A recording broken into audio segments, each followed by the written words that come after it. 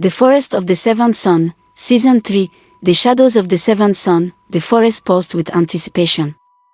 The first victory had been celebrated, but no one was truly at ease.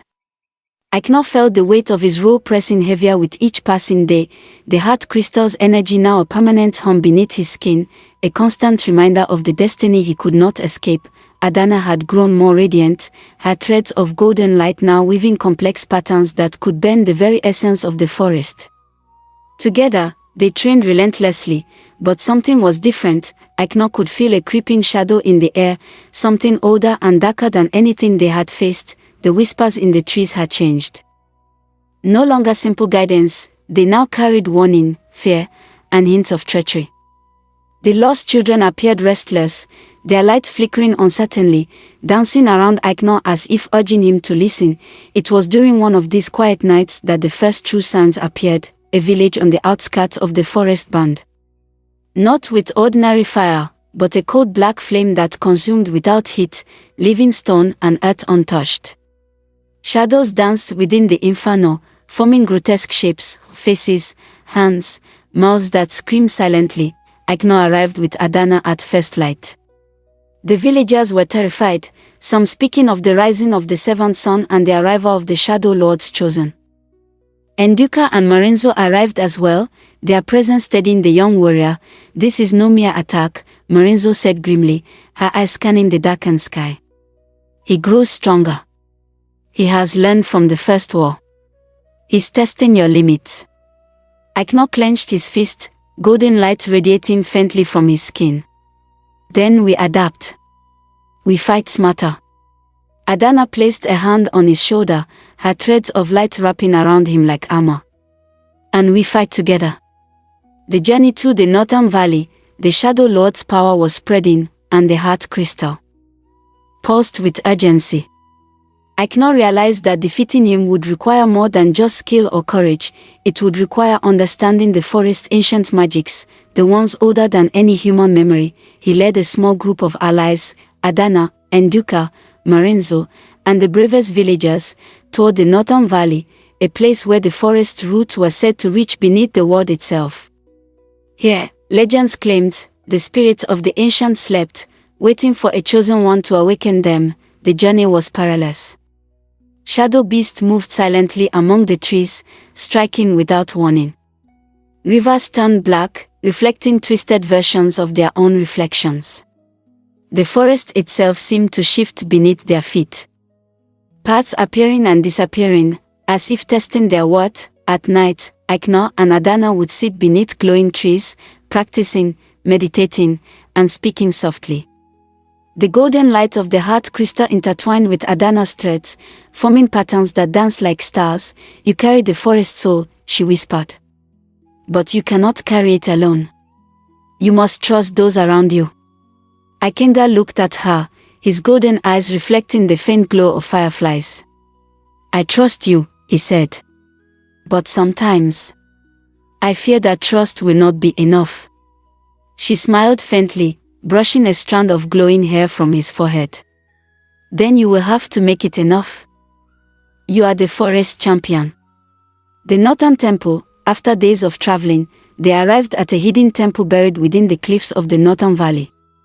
Vines glowed faintly, moving as if alive, opening a path to the stone doors covered in ancient runes. Inside, the air was thick with the energy of the ancients. Statues of long-forgotten guardians lined the walls, their eyes painted with glimmers of gold that seemed to track every movement. At the center, a massive pool of liquid light reflected seven suns above, though the sky outside showed only moon and stars. Aiknor felt the power of the place resonate with him. The heart crystal pulsed violently, responding to the energy of the temple. "This is the source," Adana whispered.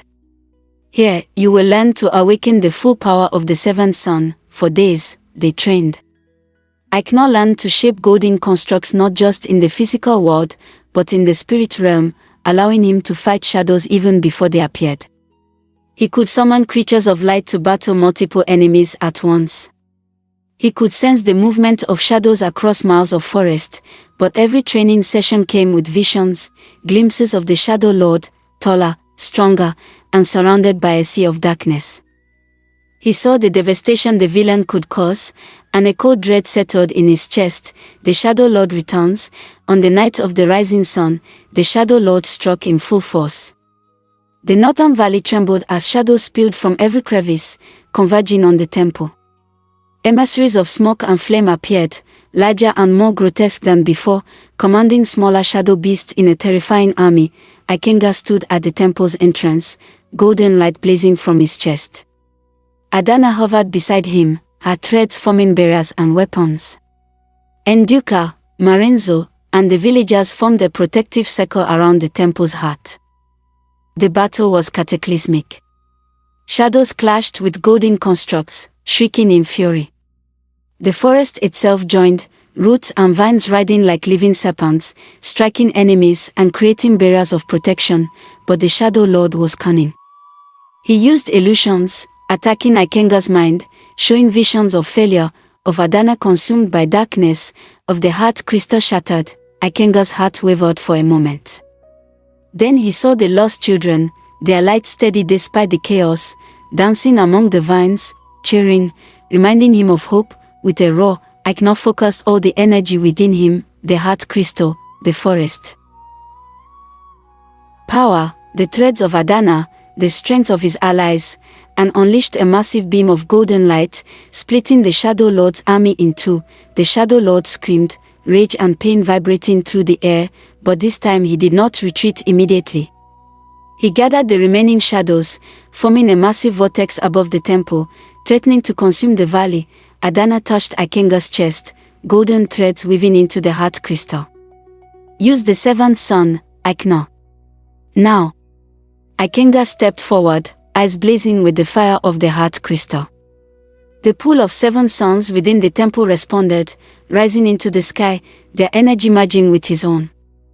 Light erupted in every direction, purging the shadows, burning away the vortex. When the light faded, the Shadow Lord had vanished, leaving behind only a faint echo of his promise, the 7 sunrises. And you will see the darkness in its full glory. Victory and preparation. The northern valley was quiet once again. The forest had survived, those scars marked its beauty. Villagers and allies celebrated quietly, knowing that this was only a temporary peace. Ikenga looked at the heart crystal, glowing softly against his chest. It's not over, he said quietly. Adana nodded.